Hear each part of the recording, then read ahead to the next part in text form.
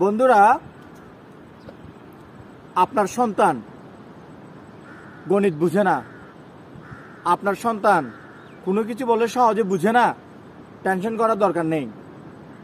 তার জন্য আপনি সাপেক্ষ মেথড বা সাপেক্ষ পদ্ধতি ব্যবহার করুন।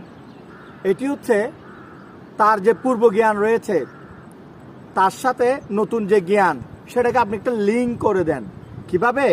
ধরেন আপনি তাকে গুণ বোঝাচ্ছেন, 10টি গাছে 50টি আম ধরে, কিন্তু 100টি গাছে কয়টি আম ধরে এটি বোঝাচ্ছেন। তখন আপনি তার সাথে তার যে পূর্ব অভিজ্ঞতা, অর্থাৎ একটি ডিমের দাম এত টাকা, 5টি ডিমের দাম কত টাকা, এইটা আপনি তার সামনে আগে উপস্থাপন করেন। তারপরে তাকে পরবর্তী যে গণিতটি রয়েছে সেটি আপনি করান। এইটাকে বলা হয় সাপেক্ষ মেথড। বিজ্ঞানী উইডিস্কি এই পদ্ধতি আবিষ্কার করেন দুর্বল শিক্ষার্থীদের জন্য। তো টেনশন করার দরকার নেই, তাকে তার পূর্ব জ্ঞানের সাথে সংযোগ করিয়ে দেন, তাতেই আপনার সন্তান এটি বুঝে যাবে। ভালো থাকবেন, টাটা।